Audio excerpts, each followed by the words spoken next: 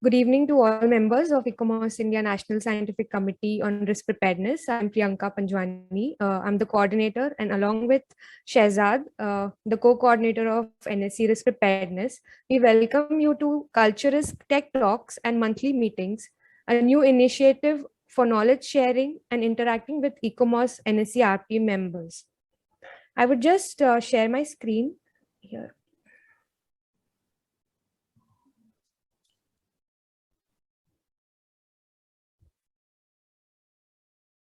To give you a small brief, this idea was initiated at the NSC Open House in August this year.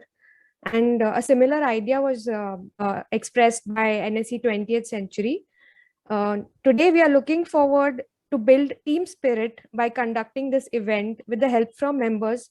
And we wish to continue it on every second Saturday of every month. And before we begin our talk, I would like to remind you of a few ground rules to please remember to mute your microphone and type comments in the question box, in the chat box. Wait for the Q&A after the talk and rejoin if you get disconnected using the same link. It is my honor and delight to welcome today our esteemed guest, Dr. Rohit Jigyasu, for our very first CultuRisk Tech Talk. Dr. Rohit Jigyasu is a conservation architect and a risk management professional from India. He's currently working at... Okay, sorry for this. Hello. He's currently working at ICORP, an intergovernmental organization dedicated to the protection of cultural heritage as project manager on urban heritage, climate change, and disaster risk management. From 2010 to 2018, Rohit served as UNESCO Chairholder Professor at the Institute for Disaster Mitigation of Urban Cultural Heritage at Ritsumeikan University, Kyoto, where he was instrumental in developing and teaching the international training course on disaster management of cultural heritage. He was elected President of ICOMOS India from 2014 to 2018 and the President of ICOMOS International Scientific Committee on Risk Preparedness from 2010 to 2019. Rohit also served as the elected member of the board of ICOMOS from 2011 to 2017 and vice president for the period of 2017 to 2020. He is an expert member and has been actively involved in several initiatives of ICOMOS India and the NSC of Risk Preparedness in the past. Today, Rohit will be introducing us to the global network of ICORP, the International Scientific Committee on Risk Preparedness, and the scientific activities and his experiences. So without further ado, I invite Dr. Rohit to take the platform. Thank you. Thank you very much, Priyanka. So I thought I'll just have a more casual conversation and not really go for, we are listening to many presentations these days. So it's better to have a more informal kind of discussion.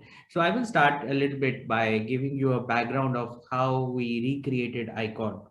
And it gives you a little bit of that background of, the history of ICOR, how it started and what.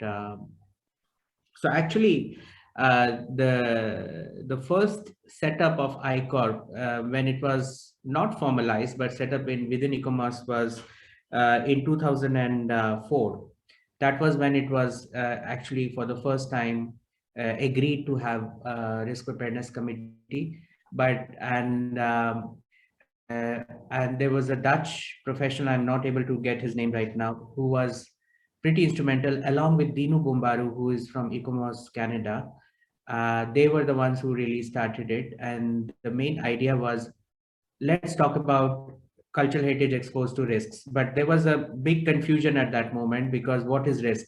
Risk can be of many types, right? So risk can be because of visitors, tourism, because of urbanization. So, it started with a very global kind of a list of risks.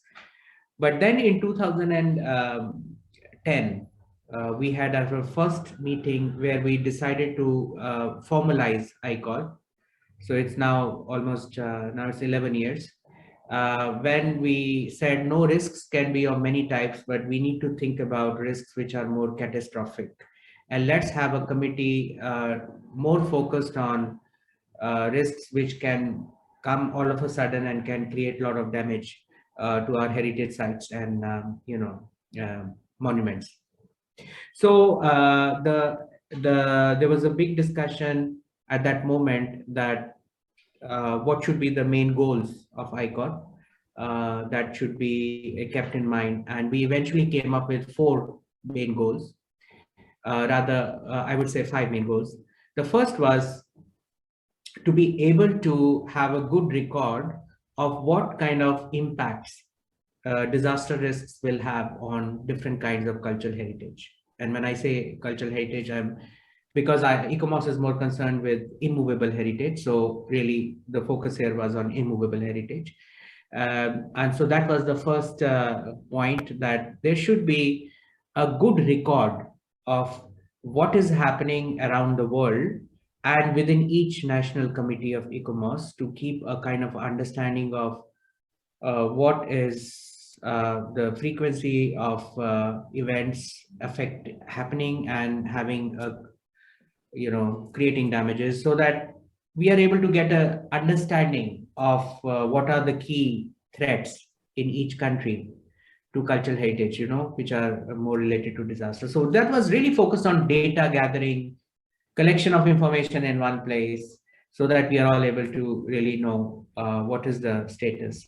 The second important thing which was behind ICORP's creation was really that if there is a disaster happening in any part of the world, how can we as ICOMOS respond effectively as a community of professionals who can provide advice? Because what happens is that if there's an earthquake or flooding or fire, we are not able to have a more coordinated action for heritage, right? Because there is so much of chaos when there is a disaster, that heritage is kind of there, but you are not, it was not in focus, right? So how can we as a scientific community of professionals who work with heritage and disasters can become like a advisory team, and provide kind of a support to local institutions, to governments, to private bodies, to be able to come and help in that situation. So that was the second important objective behind this setting up of ICORP. And the third important objective for ICORP was, how can we develop support material, tools, methodologies, publications, handbooks, which can guide in this process of disaster risk management of heritage, right? So this could be for what to do to prevent disasters, what to do when there is a disaster and how do you respond. So how can we create something more context specific, because countries have unique heritage and their exposure is very different, no? So what is in India is a very unique situation, which we have to have tools to be able to support. So that was definitely something that we as a scientific group can produce, which can be of help to the wider world. The third objective we had set for ourselves was really about, heritage people are very not so much connected to the outside world. We are very happy with ourselves. So for a disaster risk management, we really need to connect with the disaster community and with the community outside heritage field, whether they are from development sector or humanitarian sector. So the idea was that ICOR will become a kind of a connection of ICOMOS to this outside world, with whom we really need to connect for anything that we need to do for disaster risk management, right? So that was definitely one of the other objectives we set for ourselves. And it came at the right time, because at that moment, we were not even recognized by anyone as heritage sector. I mean, I'm not talking about ICOMOS. As a heritage sector, we were not recognized in the with the UNDRR or UNSDR or all these World Bank. I mean, heritage was very much on the sidelines. So we wanted to really make a kind of headway there. And the last important objective for us was, how can we try and integrate these disaster risk reduction measures, prevention, mitigation, and all those measures in the way we do conservation interventions or heritage management interventions. So how can we really uh, integrate that in the heritage management practice? So that was to link with our own community. You know what I mean? So if we talk about risk, how can that be really part of the larger kind of discussion within our own heritage community, so that this is kind of integrated in that. So these were the main objectives we had set for ourselves. And the other thing we always wanted to do in ICOR, and that's important because I feel like that really changes the way ICORP is organized uh, with regards to other such scientific committees. It was that we didn't want to always only limit membership to people who are from the heritage sector. We also wanted to have fire experts, safety or security experts. Maybe they are not working exclusively with heritage, but we thought it is better that they are included in our.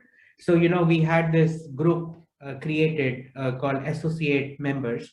I mean, they may not be ICOMOS members per se, and they may not have much to do with heritage, but they have very strong knowledge on addressing fire or earthquake or flooding, or so. But they are also interested in heritage. Probably they are not really working core, but we wanted. So we have we started kind of inviting people from these sectors, whether they are climate scientists, people like those. So that is how we had our group set up in ICORP, and we started to really have memberships, invited memberships from around the world. We really wanted, you see, this is the other issue that happens generally, and I'm giving you a global picture, and that's something that I think you asked for. That if you go to developed part of the world with Europe, US, you will find a lot of experts, right? And they have good CV, good projects, but that means that we will only limit our membership to people who are having that high expertise. We expanded it to include people who maybe don't have much, let's say, scientific kind of defined knowledge, but they bring in the context for us. So we invited a lot of members from Africa, from other parts of the world, where probably they don't have much developed kind of knowledge in this area, but they really can give us the right kind of understanding of the challenges and complexities, but at the same time who can also give us traditional knowledge, because this was something that we really wanted to focus, that there is actually a lot of knowledge which is maybe traditional, but it's not in the domain of the expert kind of understanding. So we have now in ICOR, over the years, we have managed to get around 80 members. Yes, so we also set up our website over time. We also, started to take up small initiatives. For example, I don't know if you are aware, but ICOMOS board has very recently, um, there is a there is a working group called Heritage at Risk Working Group. I'm sure you know about it. But within that Heritage at Risk Working Group, there is a small working group which is called um, Heritage in Crisis Group. So our objective of Heritage in Crisis Group, which is just being activated, is that if there is any disaster in any part of the world, how can we gear ourselves to provide help? It could be help in terms of virtual help. It could be also help in terms of having one or two of our experts go to that area and provide support. And it could be also advisory role, where we work with the local experts in a more, like we provide some ideas to local experts, and then the local experts take a lead on that. So that was the idea. ICOR, this is also another thing which will have implication on how at the national level one can really work, because we have always believed in partnerships, because we are just a very small group, right? We cannot do things on ourselves. We really need to develop partnerships with other organizations, institutions, academic institutions. For example, we have a good coordination with University of Porto, where we did a publication with ICORP. We did a scientific committee group with Arun, your friend Xavier is in our board, and we did this publication. And so that, that was a partnership with the university, and we came up with that. We did a partnership with the University of Yildiz in Istanbul, again through one of our members and board member Zeynep Kulonal, who then helped us to link and do initiatives. So, organizing seminars, organizing conferences, doing initiatives which can be of mutual interest. I always believe that ICORP needs to have multiple partnerships with institutions and both government and semi-government and private. And I think that's something we must explore. And so we have over the years been doing this. It's always coming from the individual initiatives from the members. So I am associated with an institution and I try and develop a partnership, right? ICORP has also partnered a lot so ICOR becomes like a representative of ICOMOS. I don't know if you are all aware of International Committee on Blue Shield, ICBS. So this is a international group that was set up, I think, almost 2 decades ago, where ICOMOS, IFLA is the library, like for, you have monuments and sites as ICOMOS, you have for libraries, you have IFLA, and you have ICOM, which is International Committee on Museums, and you have archives, international, there is a separate committee, or NGO on archives. So all these 4 NGOs decided to come together to set up Blue Shield. And the idea behind Blue Shield was exactly to help with responding to heritage in a disaster situations, in a conflict situation also, because more so in conflict situation, you also need to, for example, if you have an attack of a country and Iraq was invaded, like what happened in Afghanistan. I mean, I'm talking about in 2005 when Iraq was invaded. The US and NATO forces came and they started bombing. Now, how can you already have a knowledge of where the heritage buildings are so that you make sure that the bombing doesn't impact those buildings, right? So there is a logo, a Blue Shield logo, which was put up on those monuments. And this kind of thing has been done now, followed in many countries, even in Europe, that you already identify the monuments and there is a precise knowledge of these are the kind of areas that should not be bombed, and then if you look at World War, a lot of heritage was destroyed in Germany because there was kind of, they were bombed, but a lot of it survived also because there was already kind of an understanding that we should not be bombing these areas, right? So to have a more formal response, and because these organizations were dealing with libraries, archives, heritage buildings, and museums, so all of them came together for that reason, so that we can deal with all kind of heritage, in a more consolidated manner. So ICBS was set up. So I was telling you about ICBS because ICOMOS is represented by ICORP in ICBS, and we have a member called Bijan Rouhani, who is our representative in that. So he brings to us the information. For example, right now we are having a very close contact with many of our networks in Afghanistan to make sure that how much, of course we can't do anything if something happens, but at least at the global level we can put in some pressure, we can know where the risks are there, and we can try and somehow galvanize, right? I mean, there is always a limitation to what you can do when there is a conflict, but at least to have organized action. So for example, we have been in touch with some of former heritage, there were a lot of members of ICOMOS and other heritage professionals who have, some of them are hiding, some of them are still there, and some of them have left the country. So we are trying to get in touch with some of them to actually start to understand, okay, what is happening, what is at risk, what can we do. So ICBS is really important that way, and ICOMOS. So one thing which I always think when we have to think at the national level, we don't have any Blue Shield committee in India, and I think it will be really a good thing to set it up, because many countries are trying to do that.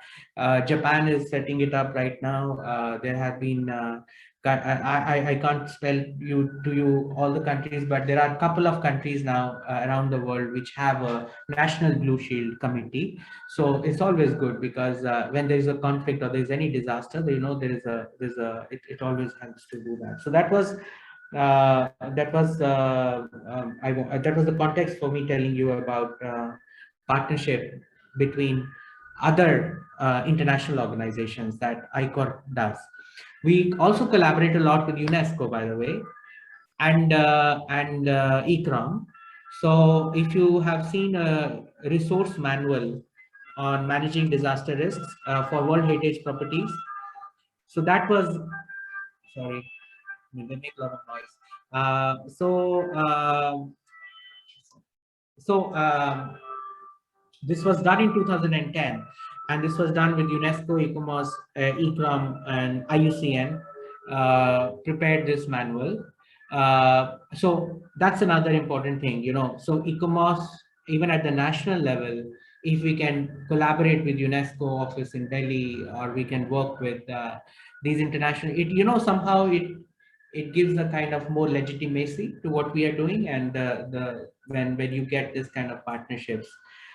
We are now ICORP along with we are revising this manual, which was done in 2010.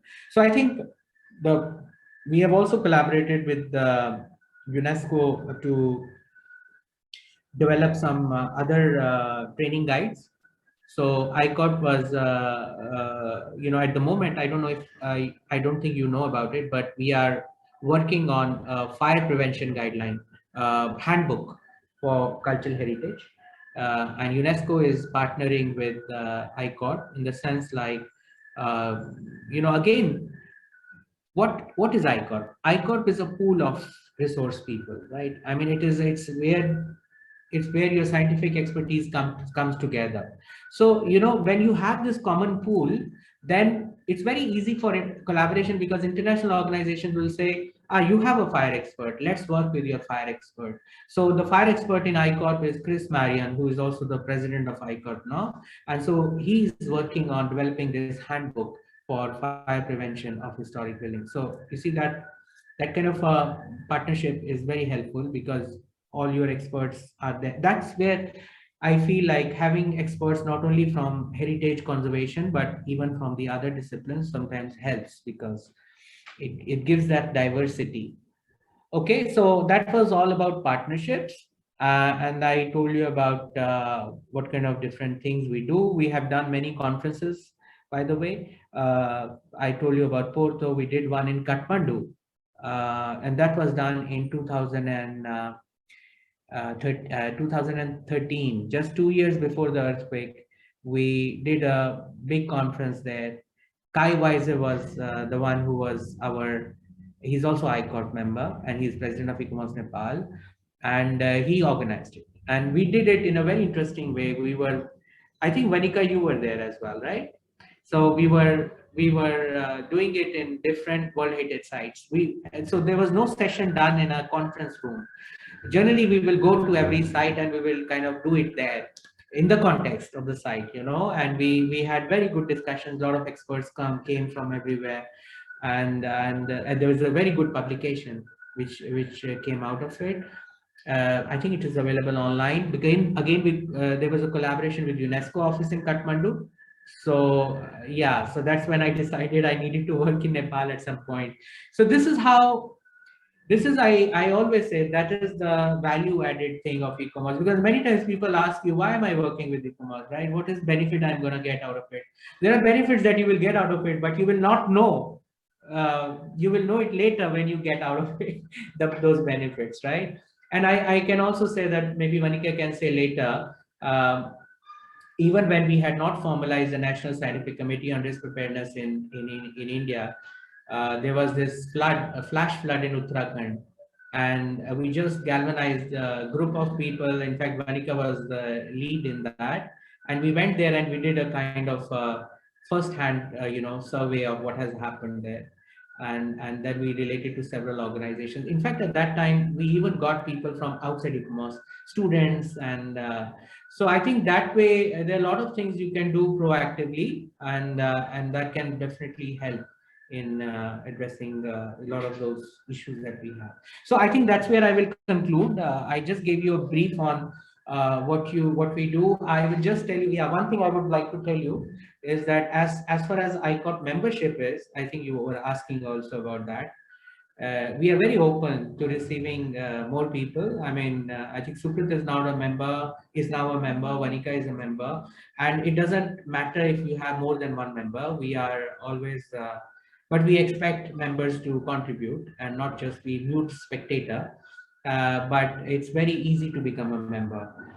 It just we need a reference from two people who are already members, and we one of the things that is always good to do is to provide feedback into national ICORP by those who go into international ICORP. You know what I mean? So if you have something going on in ICORP at the international level, we should have a system of reporting back to the other members at the national level.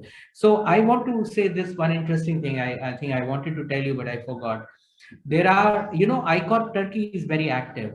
ICORP Turkey has actually done a lot of things, and in fact, that's kind of an example of what this NSC can also do, because they have actually got a very interesting system in place where they have members from various organized, like search and rescue groups in Turkey. There's a search and rescue group which is actually a part of ICORP Turkey.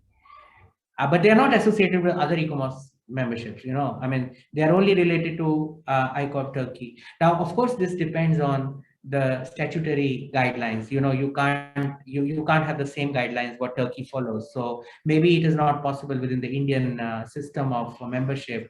But I always think that you can always find a way, right? If you can always find a system by maybe having any informal member partnership, or you may not always make them formal members, but you can give the new category. So I think there are ways in which you can do things, and but it is always good that you, as a national scientific committee, you can start to connect to all these organizations in the disaster field in India, and do some collaborations with that.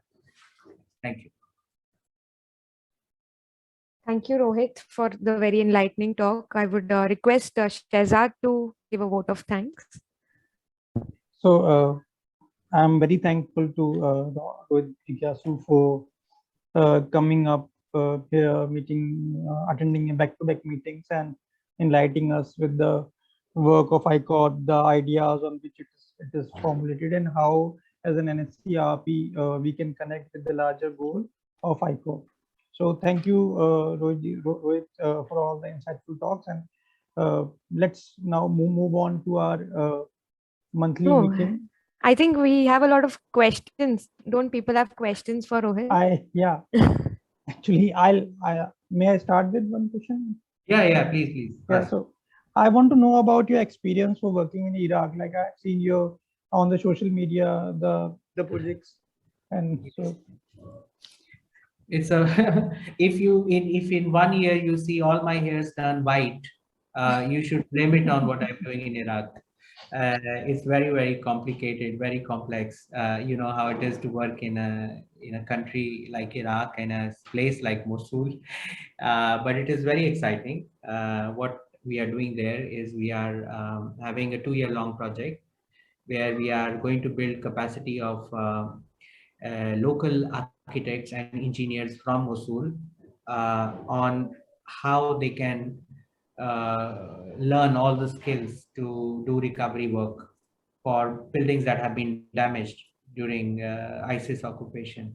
So the problem is that they don't even know. There is a University of Mosul, which is, if you read media, one of the big news was they had a fantastic library and it was all burned down by ISIS.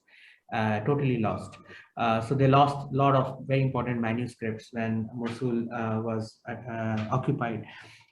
So we are collaborating with University of Mosul, and our idea is that we want these architects and engineers to, we have 10 modules, which will be spread around 8 months.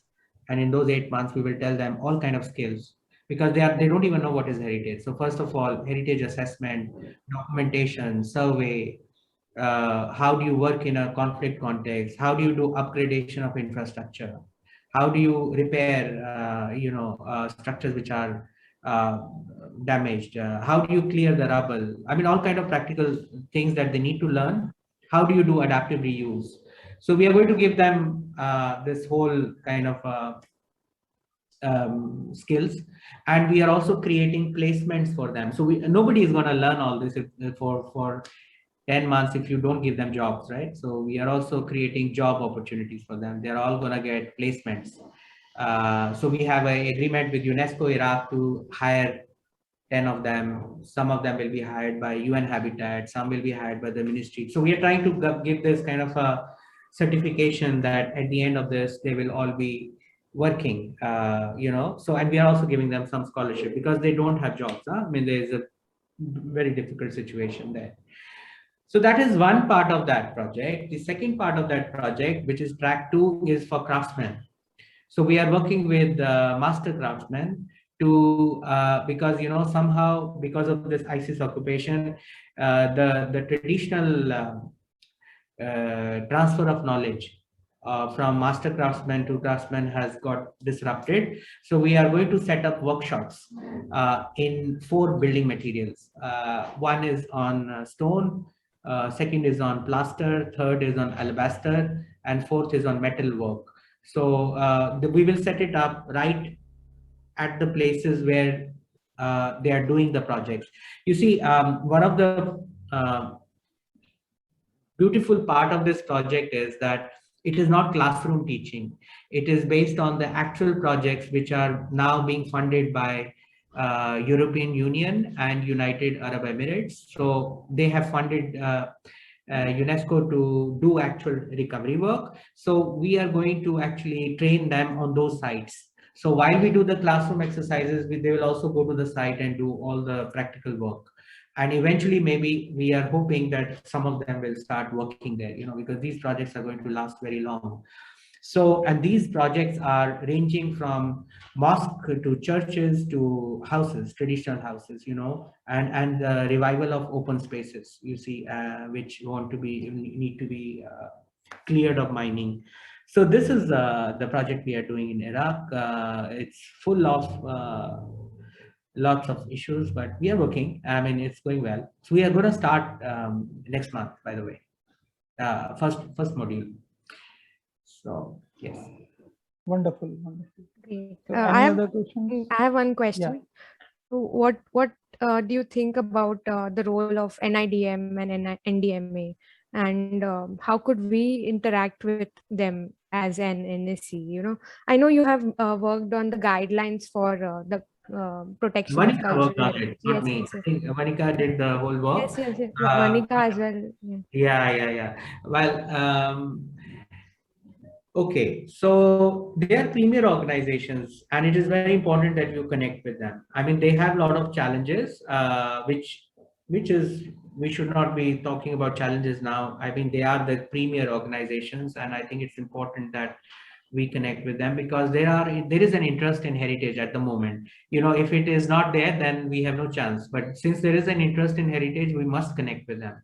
And so, as you know, the NDMA is more in charge of policy and development at the higher level, right? NIDM is more in charge of capacity building for the training programs. So they are keen to do more training programs on heritage. So I think I remember, like, first time we did it with NIDM was in 2004, many years ago.